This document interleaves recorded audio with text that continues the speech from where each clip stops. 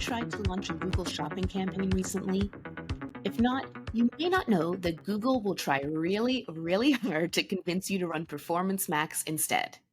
In fact, if you're not careful, you will end up launching a PMax campaign without even realizing it. Don't be tricked. Shopping campaigns are still a staple for e-commerce business owners. But of course, they bring their own unique challenges, like which bid strategy to use, how many products to advertise, and how to optimize them when you can't directly control your targeting or your ad creative. Let's get into it. I'm your host, Jyll Saskin. I spent 6 years working for big brands at Google, and now I work for you. This is Inside Google Ads, episode 47, Shopping. Our first question comes from Patrick Jane DRI1671 on YouTube, and they say, I love your content. Thank you. Can you please talk to us about manual bidding versus automated with standard shopping campaigns? When do you switch to automated if you do? How often do you tweak manual bids and what data do you look at? I'd love to hear from you on this. Here is your answer, Patrick. Standard shopping campaigns only offer 3 bid strategies: manual CPC, maximize clicks, and target ROAS. It's like crawl, crawl, run. Manual, automated, smart. The goal for any campaign type, in my opinion, is to get ramped up enough to use smart bidding. That is how you're going to drive the most sustainable, scalable results. So in a standard shopping campaign, your only smart bidding strategy is target ROAS. But I would not start a brand new campaign on target ROAS. We don't drop babies on the floor and expect them to run. They need to crawl first. For crawling, you can do manual CPC or maximize clicks. I personally like to start with the automated bid strategy, maximize clicks, with no bid limits, really, knowing that CPCs will be expensive initially, as they should, but they will come back down as my campaign starts to ramp up and learn. If you start with a bid limit in place, you're going to artificially limit how many clicks you can get, the kinds of searches you can advertise on, and you can end up killing your campaign before it even gets off the ground. With maximize clicks, I want to get to about 30 conversions within 30 days before switching over to tROAS. And if I don't have enough conversion volume to do that, I'll use micro conversions to achieve that. For example, using add to cart as a conversion action or using begin checkout as a conversion action in addition to purchase, just to help that campaign scale up and learn. More about that in episode 39 about micro conversions. I don't tweak manual bids because I don't run shopping campaigns on manual bidding, so I can't advise on that. But what I can say is that you're going to want to review your search terms and your product level reporting to see what's working. If you find that you have to add negatives for at least 20% of your search terms, that suggests that you actually need to do some feed optimization to get yourself serving on more relevant terms rather than trying to play aggressive whack-a-mole after the fact. When you look at product reporting to see how individual products are doing, you'll likely find some winners and a lot of losers. In special episode 40 of this podcast called How to Optimize a Google Shopping Campaign, I dive into great detail about what to do with that product reporting and how to optimize based on it. But all in all, your core question was manual versus automated and when to switch. I recommend switching to target ROAS when you have at least 30 conversions in 30 days. Inside Google Ads is exclusively sponsored by Optimizer, the ultimate platform for managing your Google, Microsoft, Amazon, and paid social ads through automation layering. Whether you're a freelancer looking to take on more clients or an agency needing to simplify your workflows, Optimizer has the tools and intelligence you need to make ads management easier. You can start a free, full functionality trial at optimizer.com. That's optmyzr.com, or follow the link in the episode description. Our next question comes from Shuvo Biswas on LinkedIn, and they say, how do you optimize exclusions for shopping campaigns? This is actually an interesting question because you can exclude products and you can exclude searches via negative keywords, but you can't exclude audiences or demographics in a shopping campaign. Really? Now, I touched on this a bit in response to Patrick's question at the start of this episode, what data I look at. I'll review the search terms report daily when I first start a new shopping campaign and then weekly after that. Once we're in weekly mode, if you find you have to add negatives for at least 20% of your search terms, then that suggests you actually need to optimize your feed to get yourself serving on more relevant terms. So what does that mean?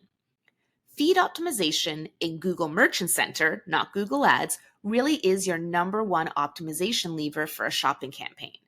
Since the campaign is automated, your targeting is completely determined by the contents of your feed. The automated feed that a platform like Shopify gives you can absolutely get you started, and you can get great results with that. But to take your shopping campaign to the next level, it's time to work on your feed. And I actually have a lesson about how to get started with optimizing your feed in Merchant Center as part of my Google Ads course. It was our monthly meet from September 2022, but it is still 100% valid today. 5 steps to get started with shopping optimization. And then, of course, product exclusions. This is the easier and more often overlooked aspect of shopping.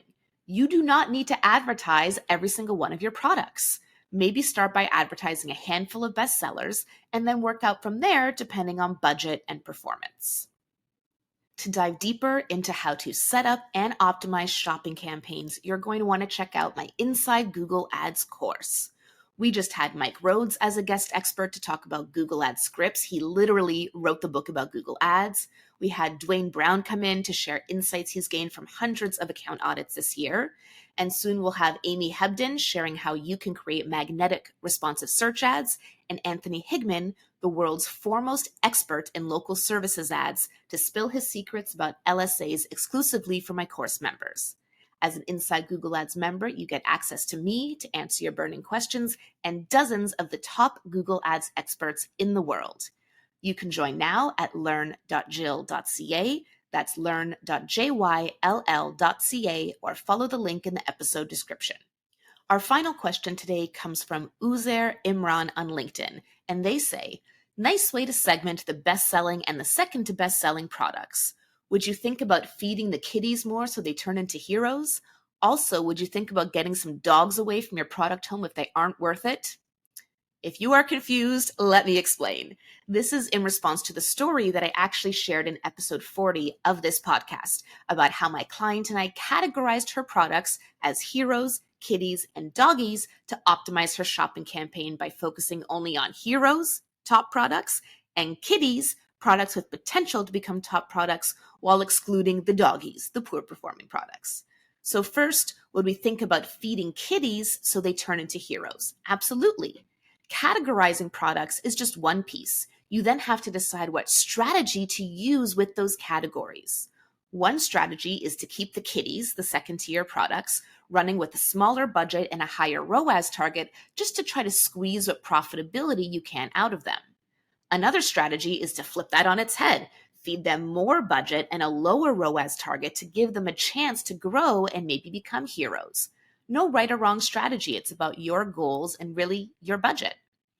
Second, would you think about getting some dogs away from your product home if they aren't worth it? Sure. But remember, just because something is a dog in your shopping campaign, it doesn't mean it's a dog product. For example, I have another client who has like 4 or 5 different categories of products she sells, and one category is a much higher price point than the rest. From a shopping campaign perspective on Google, this category just does not perform well. It's not clear from that little shopping ad with a tiny picture why this thing costs so much more than results from Amazon or Temu or whatever. But from an email marketing perspective, when she's reaching out to her existing customers who understand the value of her products, or from an organic social media perspective, this product category does well and sells well. It's a hero product. It's just a dog in Google Ads. So keep that in mind. Just because something is a winner or a loser from ads, and ads in this circumstance, we're talking cold traffic, people who have intent but are not familiar with your business and your unique selling points, that doesn't mean it's a winner or loser product for your business overall. In the Google Ads interface, shopping campaigns may be shunted inside in favor of shiny Performance Max campaigns, but they are still a powerhouse campaign type for e-commerce businesses. For example, did you know that your shopping ads are eligible to show in AI overviews? As of right now, search is not, just shopping.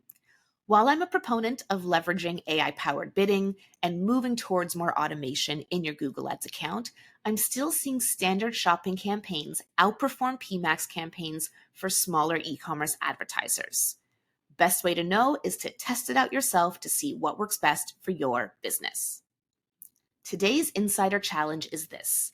Let's say you are a one-product business. You sell one really great thing. For example, a shoe cleaning gel or a special kind of toothpaste. Both real examples from previous clients, by the way. In your product feed, you have a handful of products because you sell a bundle of 2, a bundle of 4, a bundle of 8, etc.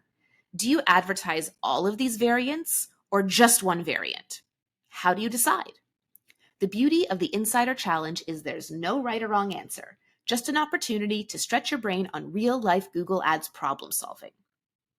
Last episode's challenge was this. A potential client reaches out to you who has never run Google Ads before. They want to run Google Ads for their business. It's a relatively new business, a year old or so, and they sell bespoke children's clothing. What are some questions you would ask this business owner to determine whether or not they should run Google Ads? Here are some of the first questions I would ask them. First is, have you made any sales yet? Just because they've been in business for a year, it doesn't mean they've been making sales. And then I want to know as a follow-up, have your sales come from people you know, referrals from people you know, or arm's length strangers? The reason for that is because if they have not made sales yet from arm's length strangers who have no personal connection to them, they're likely not going to do well with ads, which is all cold traffic. Next, how are you marketing right now? And that'll tell me if they've dabbled in other kinds of ads or if they're doing email marketing, organic social, SEO, just what else is going on and how they've gotten those sales. That'll also help me follow up with who is your target customer? Why do they buy from you? So I can start to understand their target audience, their unique selling propositions to see if that's something I think would translate well to Google Ads. Then third is my rule of 2. I want to know what's your website conversion rate, what's your average order value. I multiply those numbers together, and if it's not at least $2, they're probably not ready to run ads.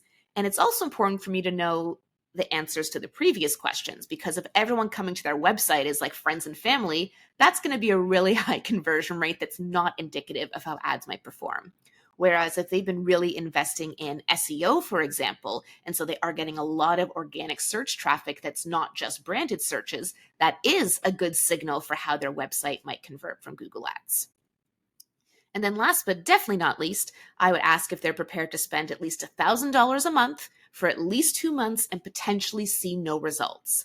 If that would decimate their business, they're not ready to run ads. Whereas if they're like, yep, let's do it, it's a test, great, then great. They probably are ready to run ads. Did I miss anything? What else would you want to know? I'm Jyll Saskin Gales, and I'll see you next time inside Google Ads.